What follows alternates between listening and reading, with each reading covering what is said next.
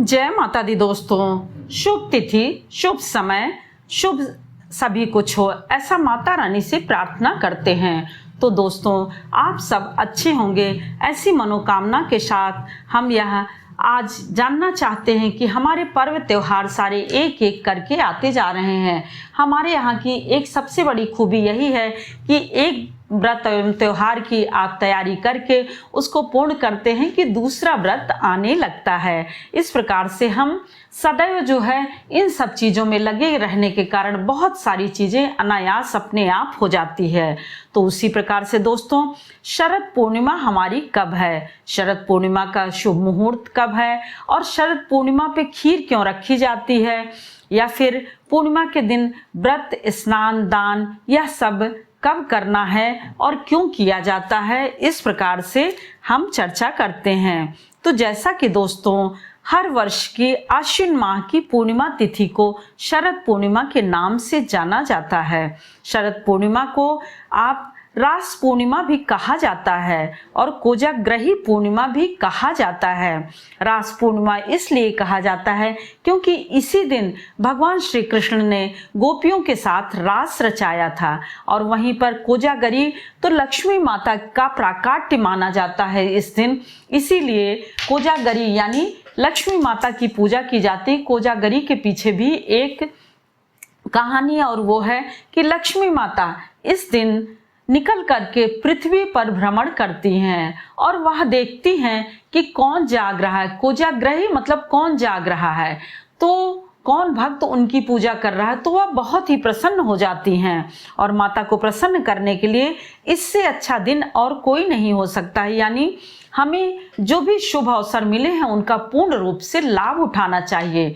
देखिए, बहुत सारी चीज़ें उस तरह से नहीं करना चाहिए कि परेशानी हो जाए, लेकिन जो आराम से बहुत ही सहज रूप से हो जाए उन सबको अवश्य करना चाहिए।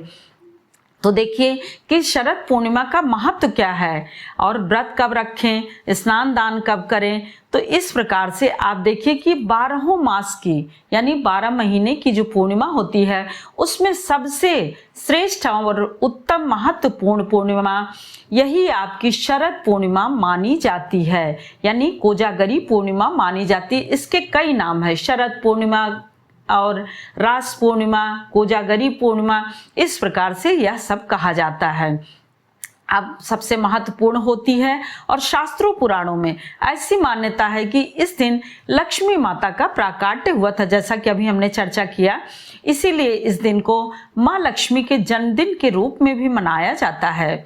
धार्मिक मान्यताओं के अनुसार, शास्त्रों एवं पुराणों के अनुसार इस दिन माता लक्ष्मी एवं विष्णु भगवान का पूजन यदि हम करते हैं, रात्रि में जागरण करते हैं, रात में जो है उनका पूजन और ये सब करते हैं, किसी स्तोत्र का पाठ करते हैं, लक्ष्मी सूक्त पाठ करते हैं, तो लक्ष्मी माता बहुत ही ज़्यादा प्रसन्न होती हैं। इस रात को चंद्रमा की रोशनी में खीर रखी जाती है और वह खीर फिर अपने परिवार घर में प्रसाद के रूप में ग्रहण किया जाता है। अब खीर रखी क्यों जाती है? क्योंकि चंद्रमा इस दिन 16 कलाओं से परिपूर्ण होता है, अर्थात उसकी रोशनी से अमृत टपकता रहता है। उसकी रोशनी बहुत ही चमकदार और सीधे पृथ्वी पर आती हुई दिखाई देती है, सीधे पृथ्वी पर पड़ती है। इस प्रकार से चंद्रमा की जो रोशनी पृथ्वी पर पड़ती है तो ऐसा माना जाता है कि हमें सीधे ही अमृत प्राप्त होगा। तो हम उसको खीर के रूप में, खीर चूंकि सफ़ेद चंद्रमा होता है, सफ़ेद ही वस्तु बहुत प्रिय होती है, तो इसलिए चावल की खीर और दूध को मिलाकर बनाने से वह एक औषधि, और उसमें चंद्रमा की किरणों को पड़ने से औषधि का रूप ले लेता है। अब इस खीर को देखिए कि किसी की तबीयत खराब हो रही हो या फिर किसी को कोई दिक्कत हो रही हो तो आप खिला दीजिए तो वह सही हो जाता है। जैसे सांस ओस किसी की फूलती रहती है या फिर कुछ ऐसा जो कि दिक्कत होती रहती है, बच्चों को, बड़ों को, किसी को भी, तो ये खीर खिलाने से सही हो जाता है। इस प्रकार से शरद पूर्णिमा की तिथि को बहुत ही खास माना जाता है। अब कोजाग्रही देखिए, तो वही अभी हमने जैसा कहा कि कौन जग रहा है कौन सो रहा है, तो जो भी इस रात्रि को यानी निशीत काल में देवी लक्ष्मी माता की पूजा करता रहता है, देवी माता उसको देखती हैं भ्रमण करते हुए, तो वह बहुत ही प्रसन्न हो जाती हैं और उसके ऊपर प्रसन्न होने पर बहुत सारे वरदान उसको देती हैं।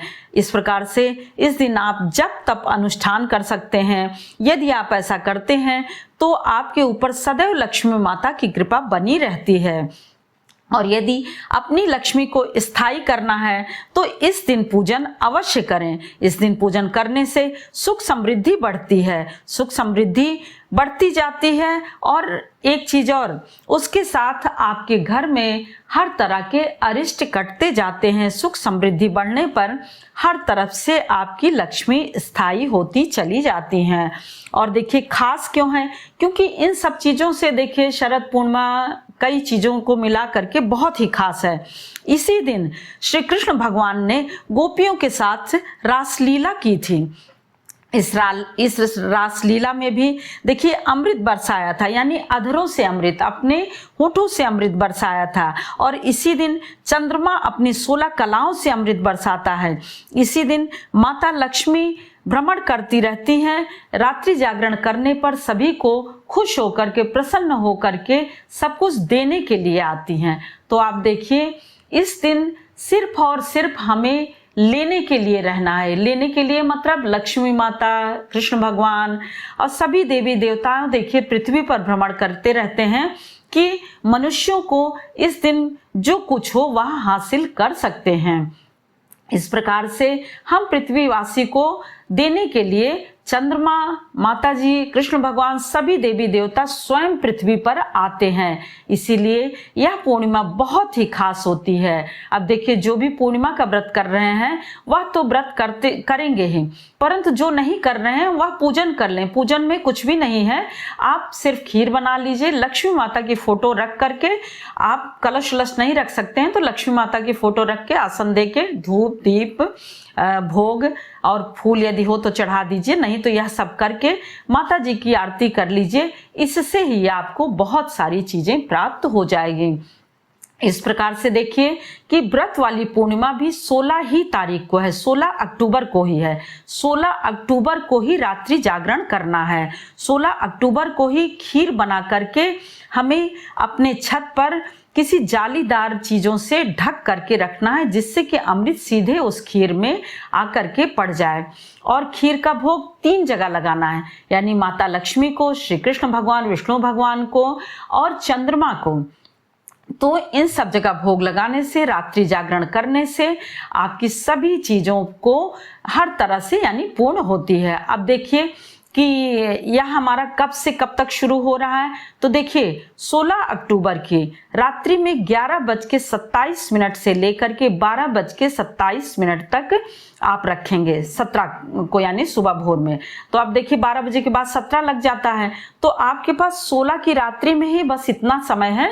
आप क्योंकि 8:40 से लग जा रहा है तो 8:40 से तुरंत नहीं रखते हैं, क्योंकि तुरंत शुरुआत होती है जब चंद्रमा का प्रकाश बहुत ज्यादा जो है रात्रि में, यानी 11 बजे से लेकर निशीत काल 11 बजे से लेकर के आपका 12:17 तक किरणों को जरूर जो है अपने खीर को रख दें, जिससे कि किरणें आकर के आपके खीर में समाहित हो जाएं। इस खीर को खिलाने से सभी रोगों से मुक्ति मिलती है, अरिष्ट कटते हैं, साथ ही लक्ष्मी माता की कृपा बनी रहती है, सुख समृद्धि होती रहती है। अब जहां देखिए अभी हमने जैसे चर्चा की कि सफेद चीजों का बहुत ज्यादा चंद्रमा से सीधे संबंध होता है, इसीलिए यदि आपके पास चांदी की कटोरी हो तो उसमें चावल भी सफेद, दूध भी सफेद और चांदी की कटोरी भी सफेद, और चंद्रमा की शीतल जो एक किरणें आती हैं वह भी सफेद। तो यह सब मिलकर के बहुत ही ज्यादा आपका एक तरह से कल्याण करने वाले हैं। शुक्र ग्रह समाप्त हो जाता है, कुंडली में कोई दोष हो तो वह समाप्त हो जाता है। इसीलिए शरद पूर्णिमा के दिन श्रद्धा एवं विश्वास से पूजन करने पर सुख समृद्धि शांति बनी रहती है।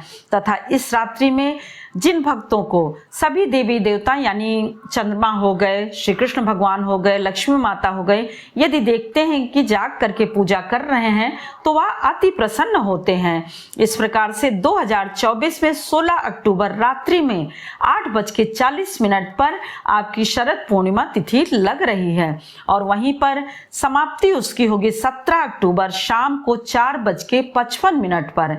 यानी हमें 24 घंटे भी प्राप्त नहीं हो रही है, यानी उससे कम प्राप्त हो रही है। तो हमें शरद पूर्णिमा का व्रत 16 अक्टूबर को रखना है। 16 अक्टूबर को खीर भी रखना है, 16 अक्टूबर को ही व्रत भी रखना है और चंद्रोदय का समय इस दिन 5:05 पर होगा। इस प्रकार से विशेष रूप से आप लक्ष्मी माता को जरूर भोग लगाएं, श्री कृष्ण भगवान को जरूर भोग लगाएं और चंद्रमा की शीतल छाया में खीर जरूर रखें। शरद पूर्णिमा का महोत्सव भी 16 अक्टूबर को ही मनाया जाएगा, वह चाहे जहां भी मनाया जा रहा है।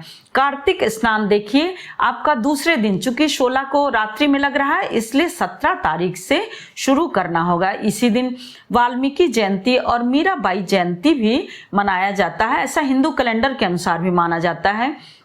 और एक सबसे बड़ी चीज कि श्री बांके बिहारी कि आपकी समझ लीजिए कि साल में इसी दिन बांसुरी धारण करते हैं और वह सफेद कपड़ों में, चूंकि सफेद का ही इस दिन विशेष महत्व है और सफेद से ही संबंध है चंद्रमा का भी, तो सफेद वस्त्र धारण किए रहते हैं। और इस दिन रवि योग है जो अपने आप में बहुत ही पूर्णकारी और कल्याणकारी है। सबसे शुभ मुहूर्त आपका 11:42 से लेकर के 12:32 सबसे शुभ मुहूर्त है।